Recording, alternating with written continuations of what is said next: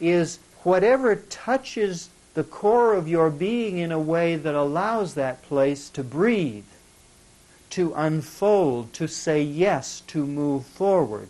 See, you're moving out of the cognitive, where you add one piece of information upon another, upon another, upon another, and you have to control them all and get a marvelous filing system in order to keep it all straight. You move from that to the steady, forward movement and unfolding of your own story. And that is the body life of spirit. And when we are stuck or blocked, it's when our story isn't moving forward.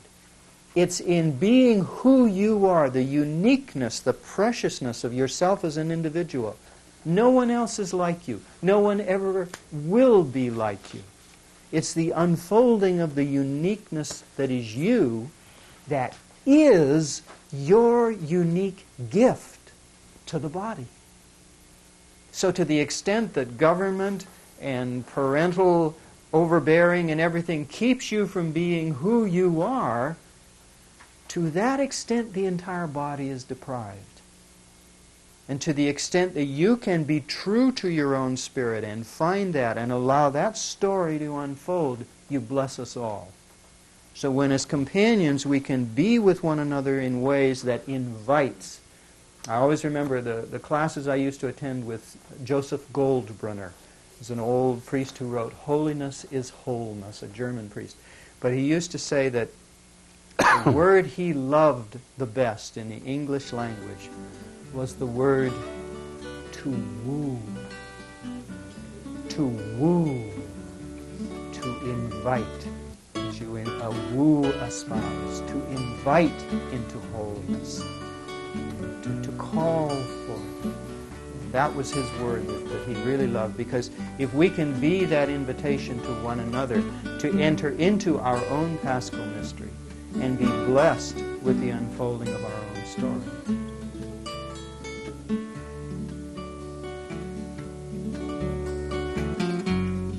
Journeys through our minds take us into gardens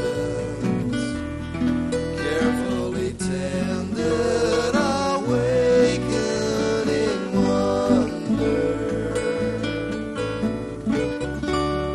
Long before I know what I really feel, a sudden song is born, reflecting hidden dreams, often well into the night.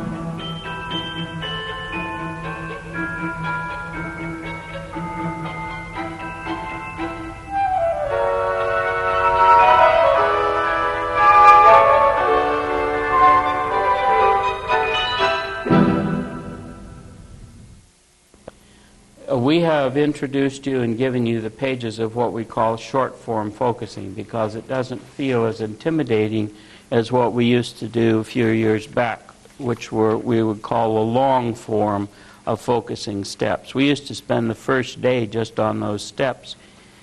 And by the time, you had gone through a whole day and there were 6 different things and all the rest of the people were going out, how can I ever remember this process with all these complications in it? And essentially, you've learned the process, but it's important to say, under certain circumstances, that certain of these steps need to be emphasized and are useful. Now, if you look up there, you'll see finding a space by taking an inventory and then feeling which one is number 1. They both go together, and you might call them the prolonged or long form inventory. Excuse me. You've been doing a short form inventory, like we started with checking in, just asking yourself what feels like it most needs listening to inside me right now. So it's an optional thing, and we need to explain when you would use it. Under what circumstances is long form inventory helpful? I think it's helpful when you have those weeks or days or situations where like 10,000 things seem to go wrong. Or maybe even to begin in your focusing, you've been packing such a bag of unprocessed stuff that when you go inside and are quiet, there seem to be at least 100 things that are number 1. See, in that kind of a situation, you need more help than this short form inventory. Yeah. So how do we do that step then? Let me just illustrate this. If your body gives you a spontaneous number 1, in other words, you go inside and your body says, bang, this is number 1. This is what needs to be taken care of. Then you know right away where to start, and you start there. But sometimes when you go inside, there really isn't anything that's standing out. So at that point, you have an option. And the option is that you can take an inventory. And the way you do that is you just ask yourself, is there anything in my life right now keeping me from feeling really good? And then you just wait and see whatever comes. And whatever comes inside, let's say I'm doing this and I've had some problems with my back, so a whole health issue comes. Then once that comes, then I ask myself, can I take this whole thing about my back and all the pain I'm feeling and everything else, and can I imagine that I could just lift this out from inside me and for the moment set it down on the couch or on the floor next to me? And I just see if I can do that. And how does it feel just to be able to set that down? Just to set it down like you would when you're in the airport and you're carrying heavy bags, and every now and then you just set them down. So how does it feel to set it down and get a feel for that? And then when you've set it down and you've got a kind of, it's almost like you've taken one thing out from inside and it gives you a little more space. Then you stand in that open space and you say, now, with that set down, is there anything else in my life right now keeping me from feeling really good? Oh yeah, we had that argument this morning and I got all the feeling around that argument. Can I just take that argument and lift that out and set it down next to me?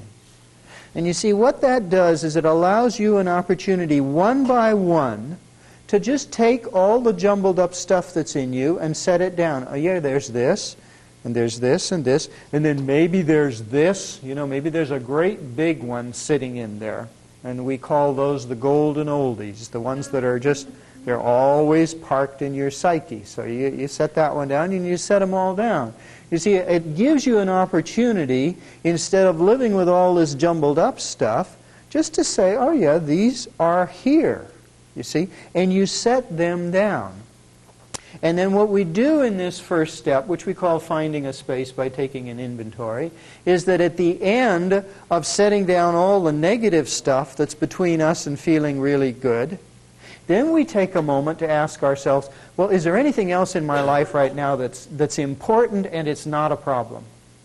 And then you identify one or two positive things, and you set them down too. And what that does is that gives you a sense that in focusing, you're in touch with your life, all of it. You're not just in touch with problems, you see. So it gives you a chance. And the most important thing to realize about the negative things is on the far side of all this negative stuff, believe it or not, there's a place and a person inside you who's okay. And it's nice now and then just to say, if it weren't for this and this and this, and maybe that, I'd be okay. See? Just to know that. That's not being Pollyanna. It's not pretending that they're not, that they're not there. It's just saying that on the far side of all this stuff, I'm really okay. Fine, I have to come back. I have to sit with each of these. They have a story to tell. I've got to let that unfold. But just to know that inside there, I really am okay. It's like what we used to do in math class. Remember, you had that problem to solve, but you could always turn to the back of the book. You know when you look in the back of the book, there is an answer. You know when you look inside, there really is a wholeness and an okayness. There is a space, but we have to find it.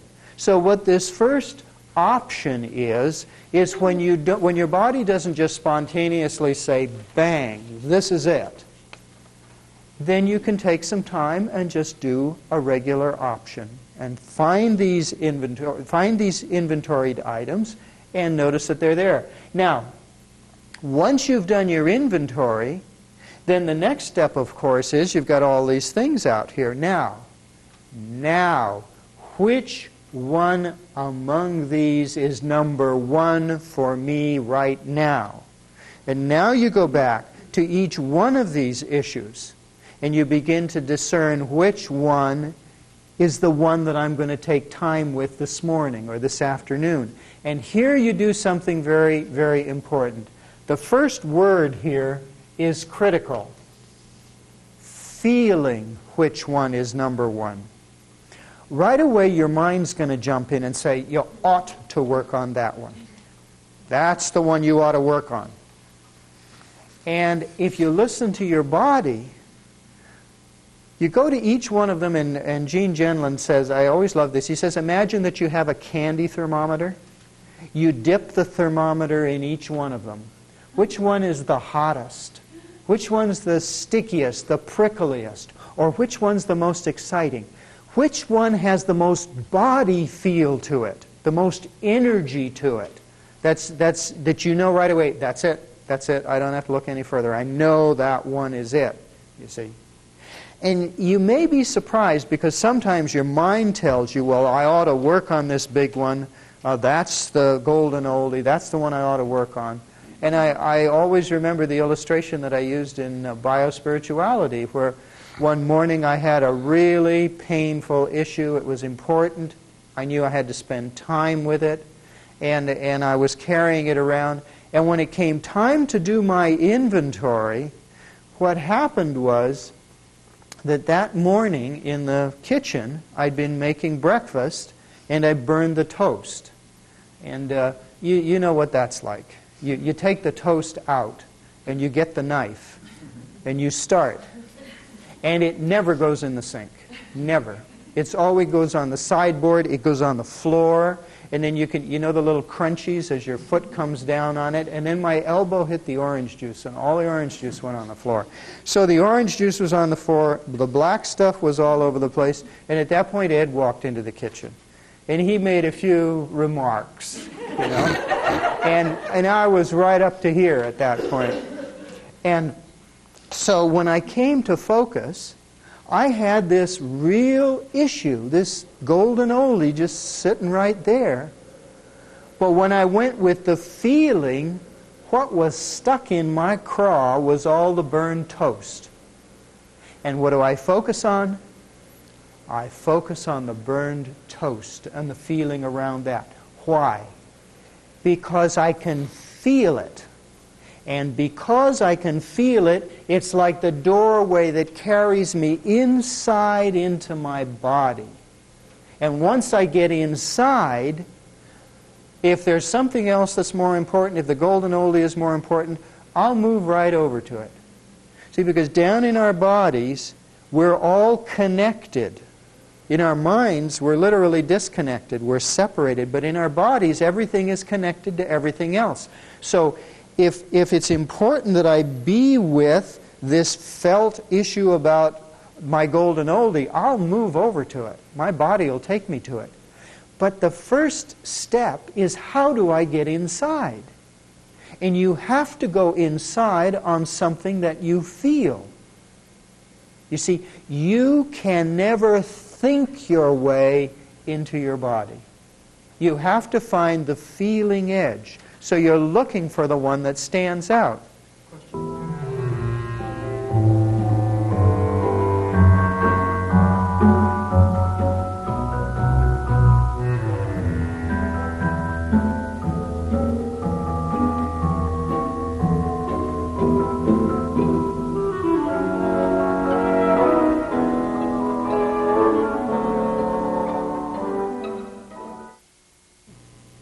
And I think that's important, because what you learn from that is that you can trust your body. See, your body makes the decision rather than your head. You go down inside, and that's what you learn with all these steps in the focusing process. You learn how to trust your body and to go with it for good reasons. Let me just give you a quick example. A friend of mine who's written a number of books and is a therapist in California, he told me this example once a number of years ago when he used to help us with workshops there. He said he had a client that came to him. She was a woman about 55. And she started to come to him for therapy. And when she came in that morning and started her focusing, this is the primary tool he uses, what felt like it was number one was that out of her kitchen window she could see that her neighbor's rabbit in the yard next door, in that rabbit hutch, was not being properly fed or watered. That felt like it was number one.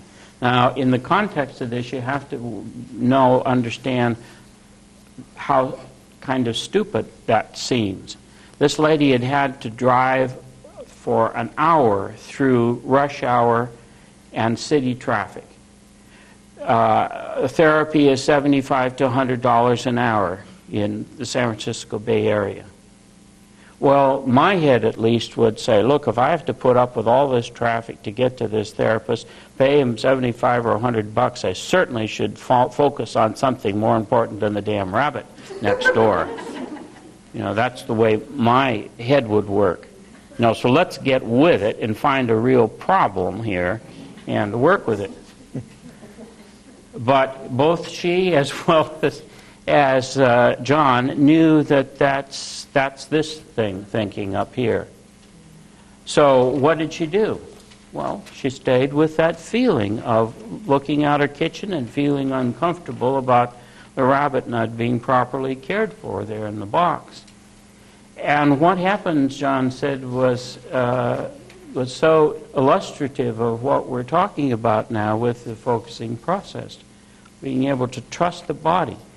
After a few minutes of just sitting, holding that inside, that feeling of the rabbit not being properly cared for, what came were the words, "That's the way I feel about myself.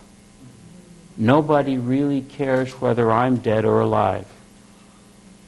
And that was the real issue of the whole therapy in the first place, was that she felt nobody really gave a damn whether she was dead or alive.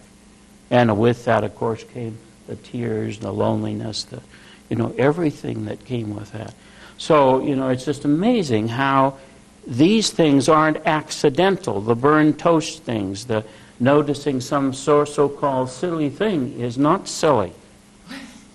Obviously. And where it can go and where it can lead you.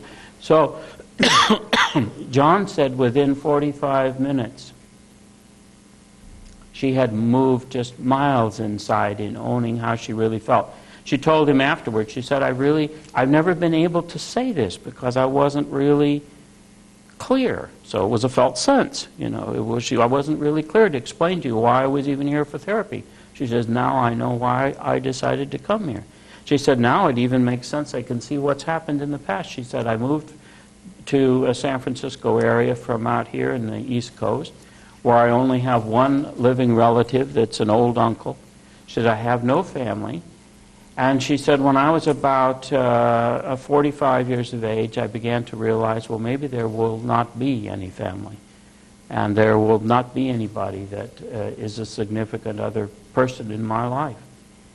And she said, when I started to realize that, she said, it so frightened me that I threw myself into church work and volunteering for everything and doing things for everybody. I was everybody's servant. And she said, in order not to feel that feeling of maybe I am really alone and nobody gives a damn whether I'm dead or alive. And she said, as I began living with that, she said, I began to have health problems. She said, I was frequently cried. I was right up to here with tears, and people could just say practically nothing to me, and I would dissolve into tears. And she said my concentration at work suffered, and I was having problems at work, and on and on. She listed all these things that were happening, and she said, that was why I came to you for therapy. It was because I was having all these other problems. But she said, I know not, but what's behind that?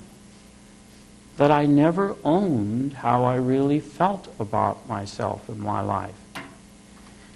And you'd think, well, now she walks out the door 10,000 times worse. But just the opposite. Just the opposite. And John said it was so wonderful to see with 3 or 4 more sessions how she found an inner strength in herself, and she began now to reach out and do things from inside that felt right and felt life-giving.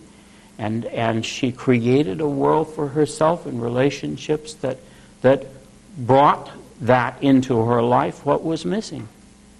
And he said he told me not too long ago he'd followed through on her, and he said, I would call her one of the happiest women I've ever run into. Once you know which one feels like it's number one, then you ask this important question, is it okay to be with it? And you've already heard that question. You've heard your facilitators ask that. And that's part of the short form. The thing that Ed and I have added to the focusing process as we learned it from Dr. Genlin, because we found through experience that it's really an important question. Because very often, what's number one is the golden oldie, and it's the big one. And you've spent years building up resistance to getting near it. So the point of this question is to help you to realize that you don't just ride roughshod over those defenses. They're there for a reason. They've helped you to survive. So you want to respect them because they really have been an aid to you. So what do? You ask this question, is it okay to be with it? You're going to know right away. Yes, it's okay, or, I can think of 10,000 other things I'd rather be doing, but yeah, I can be here. And I just want to briefly outline for you, what do you do if you ask the question and what comes inside is a real loud no? I don't want to get anywhere near it. Okay. Now just imagine it this way. Imagine that there's a stage here, and number one is on center stage. You ask the question, is it okay to be with it? And what comes is no. Now you see what's happened? Number one has stepped off of center stage. Well, what's on center stage? No. The no has feeling. The no is real. The no is a doorway in. So then you ask, okay, is it okay to be with not wanting to get near it? Is it okay to be with just being scared to death of this thing? You see what you've done? Instead of trying to bulldoze your way through and be with this heavy-duty issue, You take a step back, you be with something that is equally real. Namely, I'm afraid to get near it. Just be with I'm afraid to get near it. Create a caring presence for that. And be in that and walk through that and into the story that's in that. I'm afraid to get near it, you see. Important about this step is that when you use it, you find that there is really literally nothing, no time in your life when you can't focus on something. See, in other words, if we tend to perceive these scary and confusing things, as I said the other day, as walls. And when you ask yourself that question, is it all right for me to be with it? And the answer is no. Well, you think, well, that's the end of that. Well, it isn't the end at all, as Pete just illustrated up there.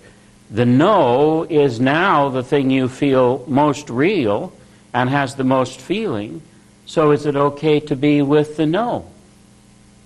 And most of the time, it's all right. It's quite different than the issue itself. Is it okay for me to be with not feeling well enough to concentrate here, feeling too exhausted, feeling too lonely,